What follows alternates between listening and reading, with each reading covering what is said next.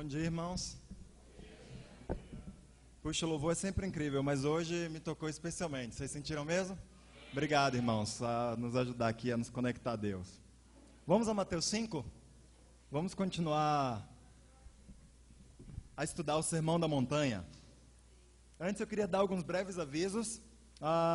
Dia 8/5, essa sexta-feira, vai haver uma noite de oração para os solteiros, mas todos os irmãos estão convidados, como sempre, lá na residência da Silene Salles, para quem mora no centro da cidade. E eu acho que é só esse local que está aqui. Então, na verdade, para quem mora no centro e para quem mora não no centro. Dia 9/5, no sábado, vai haver uma reunião para todos os líderes de igrejas em casa da Igreja de São Paulo. Então, eu quero muito encorajar você, que lidera aqui uma igreja em casa, no Butantã, em Osasco, por favor, apareça lá. A gente vai falar sobre dinâmicas de igreja em casa. O que a gente deveria estar fazendo em nossas igrejas em casa, para ajudar os irmãos e uns aos outros a estarmos próximos de Deus, amém? E o Ailton, o Aldo e a Zilma pediram para avisar que a partir do domingo que vem, às 9 horas, o tempo para os novos cristãos vai ser retomado. Então, às 9 horas, os cristãos de todo o grupo aqui, Butantã e Osasco, estão convidados para terem um tempo bacana com o Aldo e a Zilma, amém? Isso aí, irmãos. Vamos fazer uma oração antes de começar a ler aqui Mateus 5. Pai, muito obrigado por esse culto já tão inspirador. Obrigado porque a gente pode vir aqui para receber do Senhor, receber uns dos outros e também dar uns para os outros, Pai. Eu sei que por mais incrível que seja o louvor ou a pregação, se a gente não sair daqui, Deus, decidido a dar, a gente vai sair vazios daqui. Fomos feitos para nos doar, fomos feitos para dar algo para os outros, Pai. Nos ajuda a sairmos daqui decididos a colocar essas coisas em prática, a nos doarmos, a deixar uma parte do nosso ser impressa em outro ser humano, Pai. Muito obrigado porque foi o que o Senhor fez conosco. O Senhor veio aqui a essa terra e o Senhor se doou. E hoje a gente tem uma parte do Senhor impressa em nós, Pai. Por isso que somos cristãos, seus filhos. Te agradecemos tanto por isso. Pedimos que o Senhor nos guie nesse tempo que vamos passar juntos. Em nome de Jesus. Amém. Vamos a Mateus 5, versículo 43. Eu não sei quanto a você, irmãos, mas quando Deus ou alguém pede algo difícil de você, como você se sente? Você se sente pressionado? Ou você se sente encorajado? Você sente que não vai dar certo e que você é incapaz? Ou você sente que Deus está tendo visão por você? Porque a gente pode ter uma dessas duas, ou talvez até mais respostas, quando Deus pede, ou a gente pode não ter a menor ideia do que a gente sente. Mas sabe, quando Deus pede algo difícil de nós, eu acredito que Deus está comunicando visão por nós. Ele está falando, você consegue. Eu jamais peço algo de alguém que eu mesmo não tenha feito, e que eu não acredite que você pode fazer. Quando Deus pede algo que mexe com nossos corações, que nos sacode lá no íntimo, é hora da gente lembrar junto com isso, que Deus acredita em nossas vidas, que Deus delegou a nós autoridade, Deus delegou a nós força e poder, porque Ele acredita que nós podemos fazer. E hoje vamos ler uma passagem que a gente pode facilmente interpretar da primeira forma. Meu Deus, que difícil isso daqui, impossível. Mas eu sugiro que cada um de nós leiamos isso daqui, com esse tom em nossa mente, lembrando, Deus acredita em mim. Deus quer que eu faça isso, e Ele tem esse alvo para mim, porque Ele me fez para ser algo grandioso nesse mundo. Amém? Vamos ler, e vamos concluir com essa passagem, a primeira e a parte mais longa do Sermão da Montanha. A gente tem estudado sobre como ter justiça aos olhos de Deus, não é verdade? Jesus começou esse sermão dizendo, felizes são aqueles que são mansos, que são misericordiosos, que amam a justiça, que são perseguidos. Ele queria dar para todos nós o caminho da felicidade. Deus quer que sejamos felizes, mas Ele não vai ser convencido pela doutrina água com açúcar desse mundo, sobre como alcançar a felicidade. Ele nos vai dar o pão verdadeiro. Ele vai nos dar o caminho real para nós alcançarmos essa felicidade. E por isso ele começa a dizer, olha, você quer ser feliz de verdade? É assim que vocês precisam tratar uns aos outros. É assim que vocês precisam se conduzir nesse mundo. É assim, é dessa forma e somente dessa forma que vamos alcançar a felicidade. E aqui em Mateus 5, em um sentido, Jesus termina no versículo 43 ao 48, resumindo tudo o que foi falado até agora. Ele diz assim para nós: vocês ouviram o que foi dito, ame o seu próximo e odeie o seu inimigo. Mas eu lhes digo, amem os seus inimigos e orem por aqueles que os perseguem, para que vocês venham a ser filhos de seu Pai que está nos céus. Porque ele faz raiar o seu sol sobre maus e bons, e derrama chuva sobre justos e injustos. Se vocês amarem aqueles que os amam, que recompensa vocês receberão? Até os publicanos fazem isso. E se saudarem apenas os seus irmãos, o que estarão fazendo demais? Até os pagãos fazem isso. Portanto, sejam perfeitos, como perfeito é o Pai Celestial de vocês. Minha primeira parte desse versículo se encontra em Levítico 19, quando ele fala, ame o seu próximo. É a mesma passagem que Jesus cita quando alguém lhe pergunta qual que é o maior mandamento. Jesus cita uma outra passagem de Levítico 19. Só que a segunda parte, ela não se encontra nas Escrituras. Ela reflete a maneira como Levítico era compreendido pelos judeus da época. A Escritura só fala, ame o seu próximo. Não traz a segunda parte, odeie o seu inimigo. Mas os judeus, ao longo dos tempos, tinham passado a encarar e a interpretar essa escritura dessa forma, ame o seu próximo e, por consequência, odeie o seu inimigo. E a questão principal desse trecho aqui se resume na seguinte pergunta, quem é seu próximo? Quem é o meu próximo? Quem é aquela pessoa a quem é devido amor? E a maior parte dos judeus entendia próximo como um vizinho, ou, em geral, um compatriota, alguém que fazia parte da nação de Israel. Embora a lei ordenasse o amor ao próximo, por causa dessa interpretação literalista dos judeus, não, meu próximo é só quem está literalmente próximo de mim, quem faz parte da nação de Israel. Os judeus entendiam que eles tinham recebido licença de Deus para odiar as demais pessoas. Mas aí a gente se pergunta, isso é radical, não? Por que odiar? Talvez eles pudessem ser indiferentes. Tá bom, eu vou amar o judeu, mas eu não vou me importar com o próximo. Isso é diferente de eu vou odiar o próximo. Por que chamar todos os outros que não pertenciam à nação de Israel de inimigos, de alguém a quem era devido ódio? Bem, a gente pode raciocinar assim, na época da lei, assim como depois de Jesus, Deus sempre chamou o seu povo a odiar o mal. Na verdade, você não pode ser alguém do bem, se você não odiar o mal. Eu sei que hoje em dia a gente adota, em geral, a filosofia do paz e amor, não? Você tem que ser paz e amor, você tem que se dar bem com todo mundo. O lance é não brigar com ninguém, não entre em conflito, ame a todos, salve as baleias. Mas na verdade se você não consegue odiar o mal, você não vai conseguir viver fazendo o bem. E por isso é clara essa mensagem, tanto no Velho quanto no Novo Testamento. Nós precisamos odiar o mal. O que isso significa? Isso significa que o povo não deveria imitar o mal que as nações ao seu redor praticavam. Isso significa que o povo de antes e nós hoje precisamos aprender a entender o que a mensagem que recebemos ao nosso redor. Seja de pessoas próximas, seja da mídia, seja de qualquer lugar. E aprender a discernir o que é bom e o que é errado. E aprender a defender ideias, defender o que é certo. E discordar do que é errado, venha da boca de quem vier. Mas sabe, em muitos momentos, o povo da época, assim como nós, a gente se confunde. E em vez de odiar o mal, a gente começa a achar que a gente tem licença para odiar as pessoas que praticam o mal. Em vez de defender ideia, a gente defende partidarismos e grupinhos. E a gente começa a se colocar como se a gente estivesse num degrau acima daqueles que não concordam com as ideias boas que nós defendemos. E o povo judeu caiu nessa cilada, como nós, ao longo dos séculos, temos caído muitas vezes também. Por isso os judeus começaram a entender que odiar o mal significava odeiem as pessoas que praticam o mal.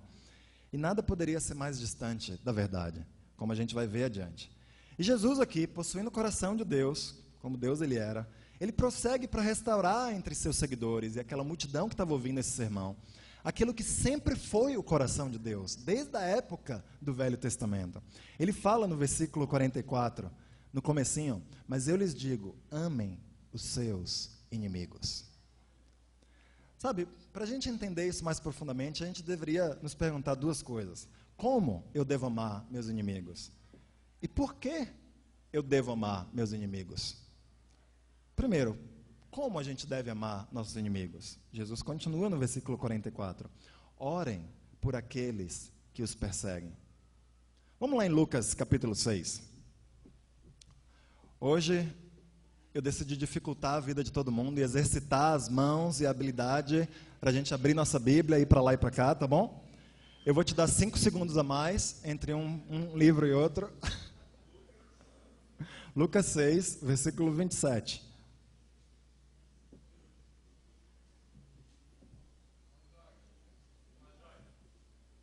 No registro que Lucas também tem um sermão registrado, que é muito parecido com esse sermão da montanha, só que o de Lucas é o sermão na planície, não tem montanha. Jesus provavelmente pegou esse sermão várias vezes, e lá fala explicitamente que ele estava numa planície. Mas ele falou várias coisas muito similares às que ele pregou aqui em Mateus, e ele contou um pouco mais de detalhes sobre essa parte do sermão, lá em Lucas 6, versículo 27. Ele fala assim, mas eu digo a vocês que estão me ouvindo, amem os seus inimigos, façam bem aos que os odeiam, abençoem os que os amaldiçoam, orem por aqueles que os maltratam. Bem, primeiro aqui, Jesus nos chama a fazer o bem àqueles que nos odeiam. Isso envolve nossas ações, irmãos. Amor sem ação não é um amor verdadeiro. O amor precisa ser mostrado, precisa ser evidenciado por meio de ações. Segundo, ele nos chama a abençoar aqueles que nos amaldiçoam. Isso envolve nossas palavras, a maneira como a gente fala dos outros. A maneira quando alguém vem e faz o mal para nós, como que a gente se refere a essas pessoas? Terceiro, ele nos chama a orar por aqueles que nos maltratam. E isso envolve nossos pensamentos, nossas emoções. Não basta só para amar nossos inimigos a gente se afastar e não retribuir o mal com o mal, como vimos na semana passada. Que tipo de pensamento a gente nutre sobre aquelas pessoas que nos fazem o mal? Pense em alguém que te machucou. Seu batimento cardíaco acelera? Que tipo de emoção vem? Que tipo de pensamento vem em nossos corações? Isso são evidências de se há amor em nosso coração por aquelas pessoas ou não. Note que nossos inimigos aqui, como Jesus define, eles não são simplesmente pessoas das quais nós não gostamos, ou pessoas que até nos irritam de vez em quando. Jesus está falando explicitamente de pessoas que nos odeiam, pessoas que falam mal de nós, pessoas que desejam coisas más para nós, e de pessoas que nos maltratam. Jesus está falando sobre ódio mesmo, sobre mal mesmo. Uma das boas notícias desse versículo, de cara, é que a gente entende, pelo que Jesus está nos ensinando, que nós não somos prisioneiros de como as pessoas nos tratam. Sabe, as pessoas podem decidir fazer o mal contra nós, mas nós não precisamos entrar no automático. Nós temos uma escolha. A gente pode agir de forma diferente de como as pessoas estão agindo conosco. Por causa do Espírito de Deus que habita em nós, nós podemos fazer o bem, mesmo aquelas pessoas que nos machucam, amém? A boa notícia disso é que a gente não é escravo. Se você não tivesse escolha, se você precisasse pagar o mal com o mal, você era um escravo da maldade dos outros. Bastava alguém mal, ou ruim, ou chato aparecer no seu dia para estragar seu dia. Bastava alguém fazer um comentário ruim sobre você para estragar a sua autoestima. Bastava alguém entrar e começar a te perseguir para estragar a sua semana. Mas não precisa ser assim. Nós podemos ter um bom dia, podemos continuar tendo uma boa semana, apesar de seja lá o que aparecer na nossa frente. Isso é ou não é uma boa notícia, irmãos? É incrível que de todas as pessoas nesse mundo, nós temos a liberdade de agir como decidirmos agir. Não quer dizer que vai ser fácil, mas podemos perseguir essa liberdade, amém? Em Jesus a gente encontra essa força para pagar o mal com o bem. Sabe o que significa amar alguém que fere você e te faz te sentir machucado? Será que é possível, vamos parar para pensar um pouquinho aqui. Será que é possível você obrigar suas emoções a gostar de alguém que te faz o mal? Você já conseguiu isso? Faz uma fila aqui que eu queria ouvir de você, toda a sua expertise, se você já conseguiu forçar a sua emoção a gostar, a obrigar ela a fazer exatamente o que você quer. Bem, talvez seja possível, mas a boa notícia é que o amor que Jesus nos chama a ter aqui, ele não depende de emoções. Ele pode ser expresso apesar das nossas emoções. Ou seja, a gente não precisa negar a realidade das nossas emoções. Se você faz isso, você vai acabar no divã de um psiquiatra ou de um psicólogo. Se você não gosta de alguém, se suas emoções são negativas sobre outra pessoa, reconheça o fato. Esse é o primeiro caminho para você amar essa pessoa de verdade. Reconheça, não finja que essa pessoa é um anjinho ao seu redor. Reconheça, confesse isso a Deus. Peça ajuda de irmãos e comece a trabalhar apesar das suas emoções. Sabe o que você pode fazer? Bem, esse amor exige predisposição para você se sacrificar. O amor começa com o sacrifício. Com o tempo ele muda nossas emoções, mas ele começa e pode começar hoje, independente de como nos sintamos, fazendo bem para o próximo. Em outras palavras, Jesus nos chama a agir com vistas ao bem da outra pessoa. Ele nos chama a fazer coisas que são boas para as outras pessoas. Ele nos chama a orar a favor dos outros. Você pode decidir orar por qualquer ser humano, independente do que tenham feito a você. Jesus, em outras palavras, nos chama a negar o instinto humano que existe em nós e seguir o exemplo divino de Jesus. E decidir fazer o que é certo. Vamos voltar lá para Mateus capítulo 5? Tá bom. Boas direções sobre como amar. E aí você pode pegar essas direções, aplicar ao seu dia a dia. Eu tenho certeza, se você não acha a situação no seu trabalho, com seu vizinho, com seu colega de trabalho, vai vir, não se preocupe. Deus vai providenciar a oportunidade para isso daqui ser relevante na sua vida, amém? Mas sabe, por que deveríamos agir dessa maneira? Muitas vezes a coisa mais difícil em fazer algo não é entender o que precisa ser feito, é achar motivação para fazer. Não é verdade? Todos nós sabemos que a gente precisa acordar amanhã cedinho para ter nosso tempo com Deus. O que vai determinar se a gente vai acordar amanhã é se a gente está motivado para fazer isso, se a gente está encorajado para fazer isso ou não. Por que negar um instinto que é tão natural em nós? Será que esse instinto é errado, afinal de contas? Sabe, nós devemos amar nossos inimigos, porque isso revela nossa identidade como filhos de Deus. Em Mateus 5:45, Jesus continua: orem pelos seus inimigos, para que vocês venham a ser filhos de seu Pai, que está nos céus. Porque Ele faz raiar o seu sol sobre maus e bons, e derrama chuva sobre justos e injustos. Sabe, interessante a gente entender que essa passagem não nos ensina como nos tornar um filho de Deus. Isso está em outros lugares. A gente faz isso quando a gente responde à graça de Deus por meio de arrependimento e de batismo em águas. Amém? Mas essa passagem aqui, ela nos ensina que se nós formos bons, mesmo com aquelas pessoas que são maus e injustos, nós nos tornamos parecidos com nosso Pai. Aí a gente se torna de fato filho de peixe. A gente adquire as características do nosso Pai. Porque Deus demonstra amor para com todo mundo. Como com os que negam sua essência, Deus ama os ateus. Deus ama os agnósticos. Deus ama os que se rebelam contra seus caminhos. Deus ama os que estão enfurnados em imoralidade. Deus ama as prostitutas. Deus ama os cobradores de imposto. Deus ama os ladrões. Deus ama os políticos. Amém? Deus ama os que vivem em indiferença. Jesus não tem problema em dividir a humanidade entre justos e injustos, até mesmo entre bons e maus. E nós não deveríamos ter problema em fazer o mesmo, irmãos. A humanidade, de fato, se divide em dois grupos. Os bons, não porque são inerentemente bons, são aqueles que se rendem ao caminho de Deus. E com isso, ao obedecê-lo, se tornam parecidos com Deus. E os maus, que são aqueles que podem tentar ter boas morais, mas que se não se renderem a Deus, são categorizados como aqueles que são contra a vontade de Deus. Mas sabe, até mesmo sobre os maus, até mesmo sobre os injustos, Deus derrama a chuva necessária. Até mesmo contra os maus desse mundo, Deus faz o sol brilhar. Deus dá bênçãos.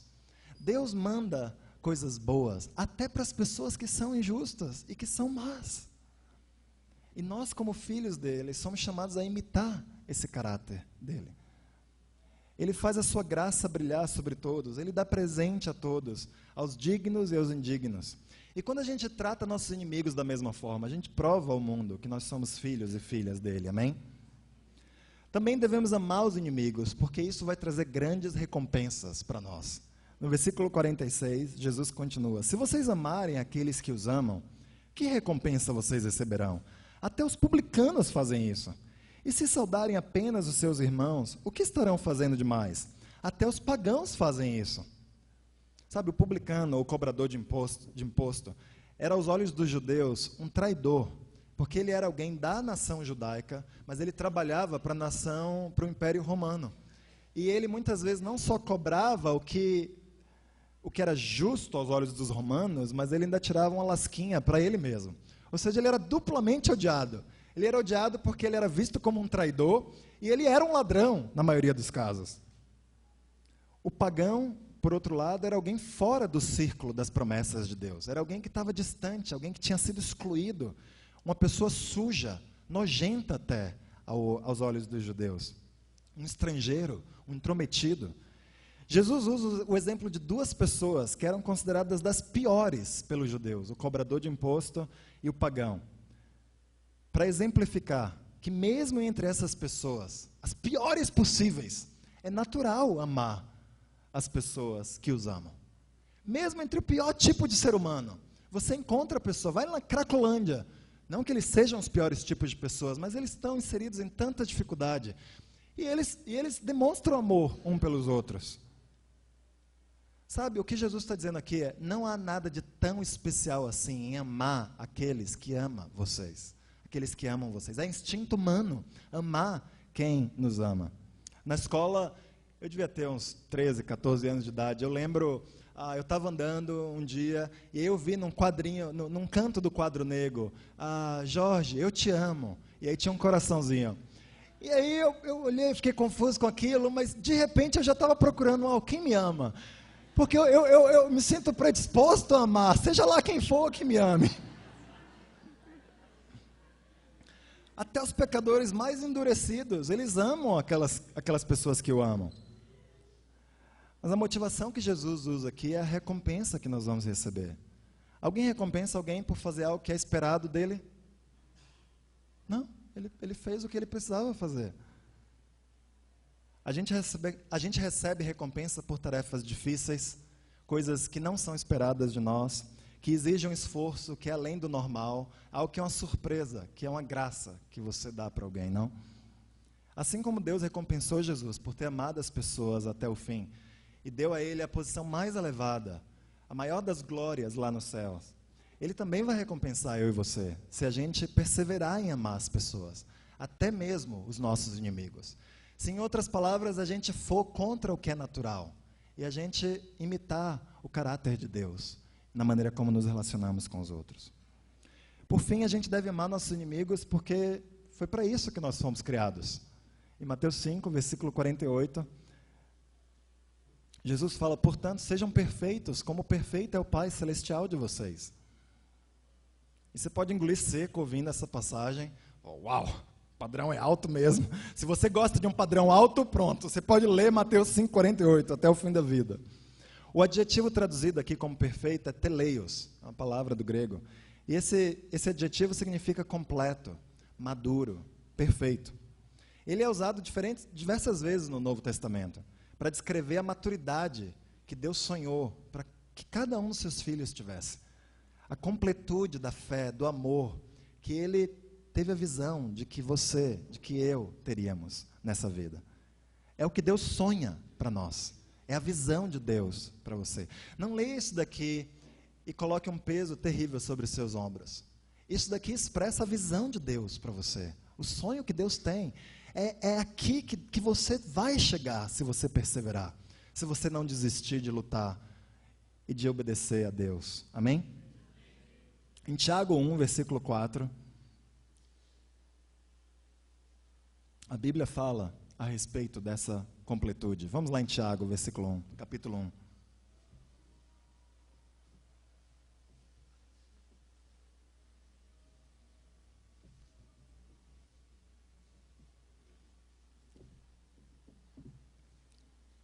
Amém? Tiago 1, versículo 4, fala: perseverança deve ter ação completa, a fim de que vocês sejam maduros e íntegros, sem lhes faltar coisa alguma.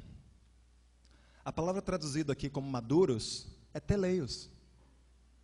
Se a gente perseverar na fé, se a gente não desistir, não só física, mas de coração, a gente vai chegar a essa maturidade, a gente vai chegar a essa completude, a gente vai chegar a essa perfeição. Jesus não está ordenando aqui em Mateus 5, vamos voltar lá para Mateus 5. Jesus não está ordenando que a gente seja perfeito no sentido absoluto da palavra. Porque só Jesus poderia obedecer esse versículo. Se perfeição, em Mateus 5,48, fosse ausência de erros e ausência de pecados. Mas Ele está nos exortando a sermos completos em nossa fé, a sermos maduros em nosso amor. Assim como o Pai ama sem limites, assim como o Pai ama sem impor condições, nós também somos chamados a amar dessa forma. Não quer dizer que a gente não vai tropeçar na tentativa de amar, mas que você vai se levantar depois de tropeçar. Não quer dizer que você não vai impor limites, que não vai haver seres humanos nessa vida que estão além do limite que você mesmo criou, dizendo: não, além disso eu não consigo mais amar. Depois desse tipo de pecado eu não me importo mais. Quer dizer que a gente vai derrubar essas barreiras que artificialmente a gente cria e que a gente vai amar todos que Deus colocar em nosso caminho, amém? Em outra passagem, Jesus nos ordena a sermos misericordiosos, como Deus é misericordioso. Em outras passagens, a Bíblia nos chama a sermos santos, como Deus é santo. A mensagem da Bíblia é que, como cristãos, nós devemos imitar nosso Pai. A gente precisa querer ser como Deus é. A gente precisa tentar, lutar com todas as nossas forças para viver como Jesus viveu aqui. E nesse processo, nosso caráter é transformado. E uma transformação bela e maravilhosa e milagrosa acontece em nós. E a gente, de fato, se torna mais como Deus. Imagina, o sonho da humanidade, desde a Torre de Babel, ser como Deus, está à disposição de cada um de nós. Mas o caminho para a gente ser como Deus é a gente seguir o caminho da humilhação que Jesus seguiu. Jesus foi exaltado, mas para Ele ser exaltado, Ele se humilhou. E nós, se quisermos ser exaltados, nós vamos precisar segui-lo ladeira abaixo e não querer subir escadas acima. Sabe, em tudo que fazemos, nós devemos imitar nosso Pai, sendo maduros e completos, como Ele mesmo o é. E isso significa que nosso amor precisa chegar ao ponto de amar nossos inimigos, como Ele os ama. Mas eu queria pedir a liberdade de vocês, mais uns 15 minutos, para a gente ir ao livro de Jonas, para a gente estudar um exemplo na prática de como esse amor pode acontecer em nossas vidas, amém? Como precisamente Deus ama seus inimigos, para que a gente tenha uma história, uma ilustração bem vívida de como a gente pode sair daqui hoje e tratar o nosso próximo ao longo dessa semana. Aqui em Jonas tem uma das histórias mais gráficas desse tipo de amor que Jesus ensina nessa passagem. Em Jonas capítulo 1, no versículo 1, as Escrituras nos dizem: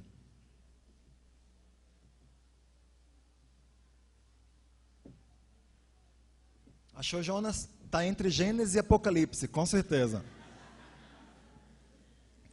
No versículo 1 fala assim: a palavra do Senhor veio a Jonas, filho de Amitai, com esta ordem: vá depressa à grande cidade de Nínive e pregue contra ela, porque a sua maldade subiu até a minha presença. Sabe, Jonas era um profeta de Deus. E ele começa o relato do seu próprio livro com a tarefa árdua, a de pregar contra Nínive. Nínive era a capital do reino da Assíria, cuja crueldade era bem conhecida.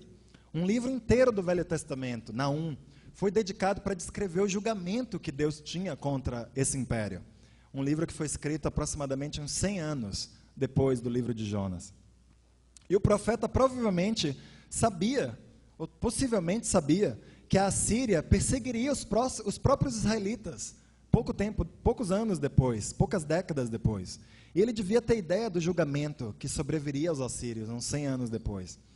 E ele esperava com alegria que aquele dia de julgamento chegasse. Eu não vejo a hora desse povo cruel pagar pelos pecados deles e queimar no inferno. Mas o que Jonas não entendia aqui era o coração que Deus tinha por aquelas pessoas, mas que viviam em Nínive, em sua geração.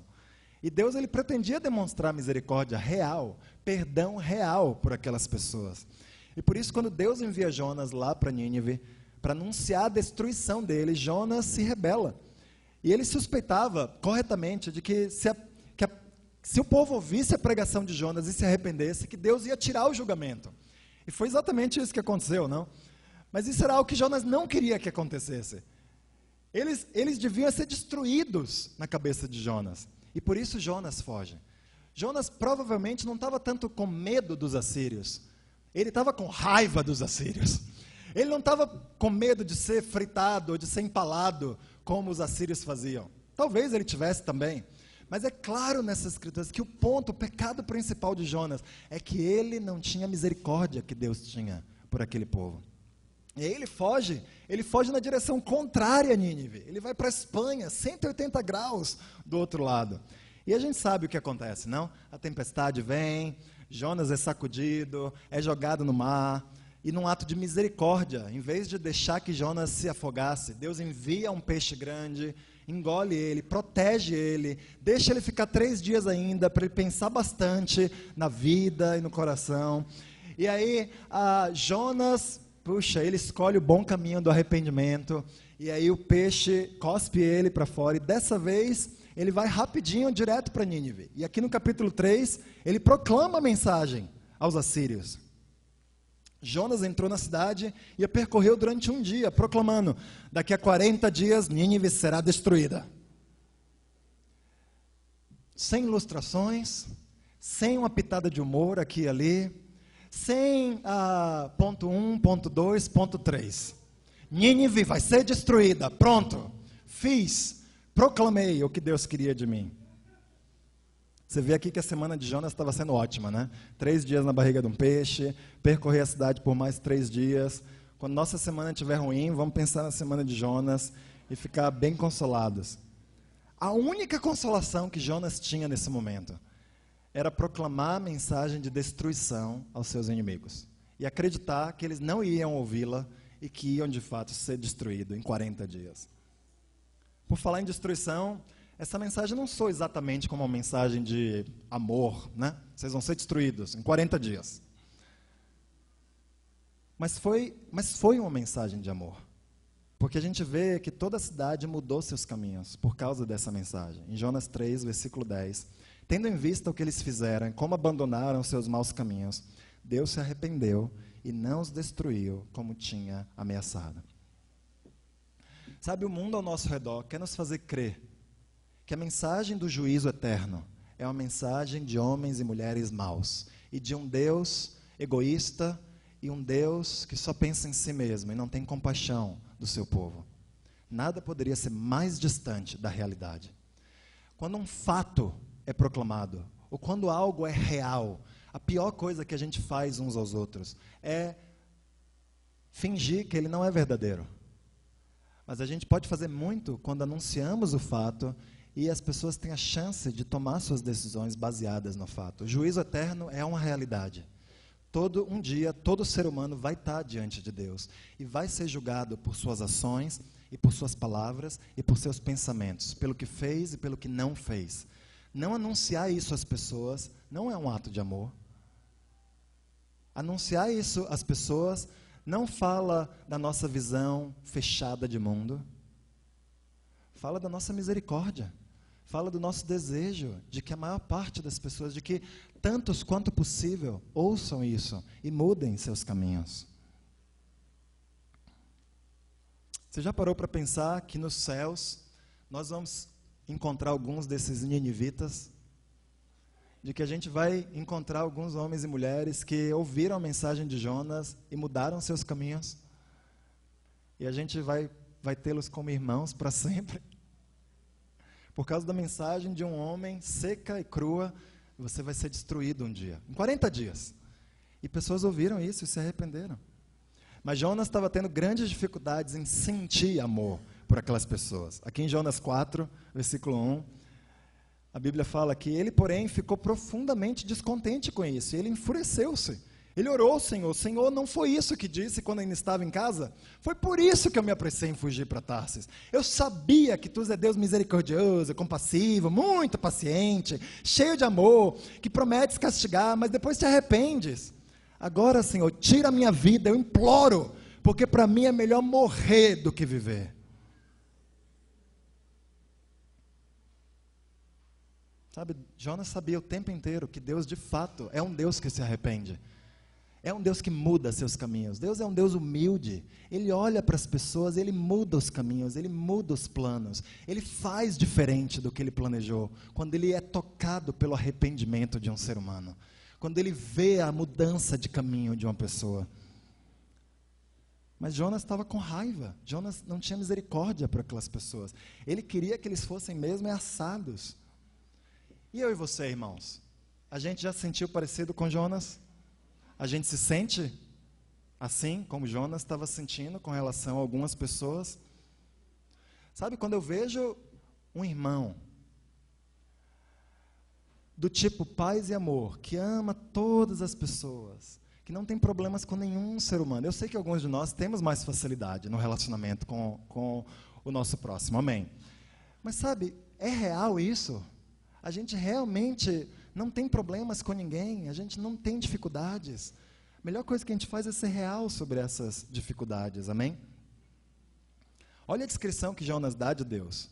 Ela ensina a atitude que Deus tem com seus inimigos. A palavra traduzida aqui como misericordioso significa gracioso. Ou seja, Deus se alegra em dar às pessoas aquilo que elas não merecem. É isso que é graça. Você dá uma coisa para alguém que ela não merece. Ela não fez nada para receber. Pelo contrário, ela pode ter feito alguma coisa para não receber, e mesmo assim recebeu. Deus é compassivo, Ele tem prazer em não fazer às pessoas aquilo que elas de fato merecem, por misericórdia. Deus é paciente, Ele dá às pessoas a oportunidade de se arrepender. Ele espera por esse arrependimento, mais do que é normal esperar por esse arrependimento. Deus é cheio de amor, essa é a definição de Deus. Até quando Deus castiga, e quando Deus executa julgamentos, Ele o faz por amor. Ele promete castigar, mas Ele tem prazer em voltar atrás. Ele quer a justiça, mas Ele não tem problema em perdoar. Deus não quer que ninguém pereça, como Pedro falou, mas que todos cheguem ao arrependimento. Até mesmo os inimigos dEle. Pare para pensar, irmãos. Você tem agido como Deus age? Você tem desejado o bem de todas as pessoas e feito bem a todas as pessoas? Jonas, infelizmente, não estava tendo essa mesma atitude. E aí Deus decide dar um empurrãozinho. Aqui no versículo 5, a Bíblia fala que Jonas saiu e sentou-se num lugar a leste da cidade. A gente já está concluindo. Ali ele construiu para si um abrigo, sentou-se à sua sombra e esperou para ver o que aconteceria com a cidade. Então Jonas estava lá, cheio de raiva, com o coração mau, mas ele foi lá, se sentou numa colina, provavelmente esperando que bolas de fogo caíssem do céu, finalmente destruíssem a cidade. E no versículo 6, então o Senhor Deus fez crescer uma planta sobre Jonas, para dar sombra à sua cabeça e livrá-lo do calor, o que deu grande alegria a Jonas. Jonas gostou pra caramba dessa planta, né? Pô, sombra, água fresca. Provavelmente sentia que era a única coisa que queria o seu bem naquele momento, era aquela planta. Mas aí Deus manda uma lagarta para comer a planta. E a planta morre. E aí Jonas fica desesperado, e aí ele fica com mais raiva ainda, ele pede a Deus para morrer. E aí vem a lição que Deus quer dar para Jonas, no versículo 9.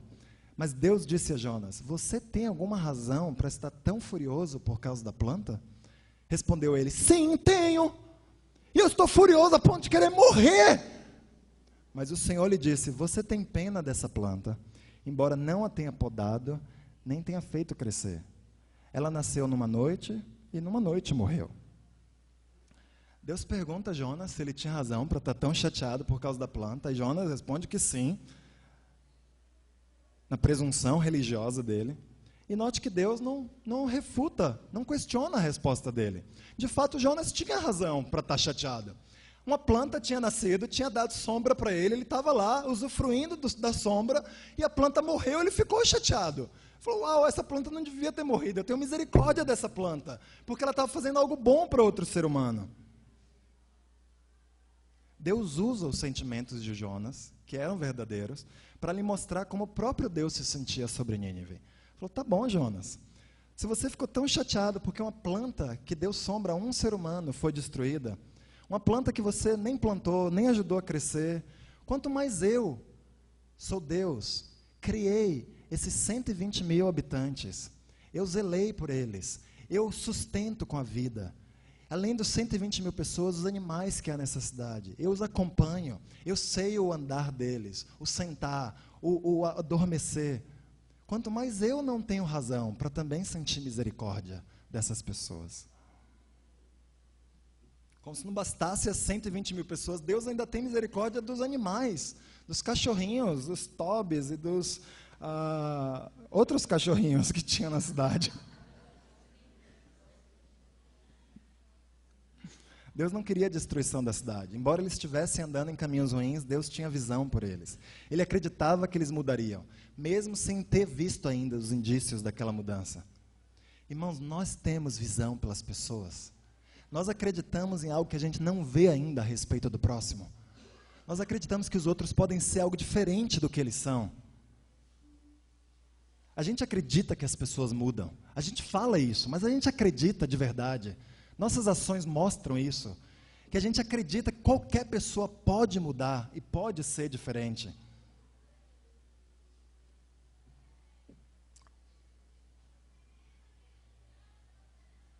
Deus descreve aqueles 120 mil habitantes da cidade de Nínive como não sabendo distinguir a mão direita da mão esquerda.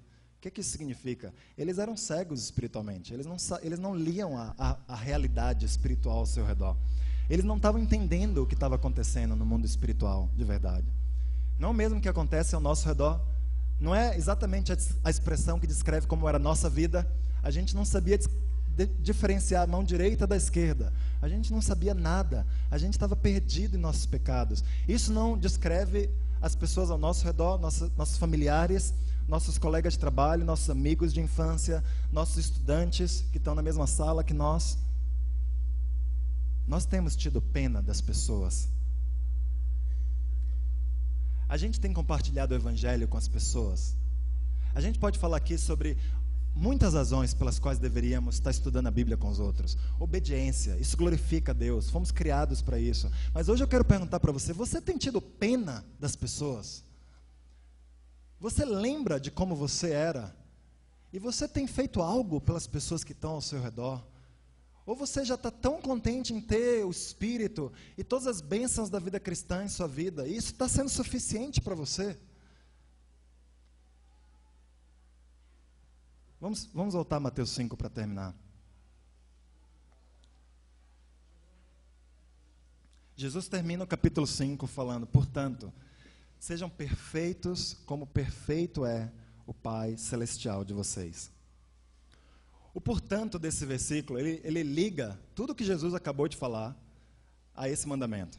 E por isso a gente deve considerar exatamente esse versículo como ele é, um mandamento, o de ser perfeitos, o de sermos maduros, o de sermos completos.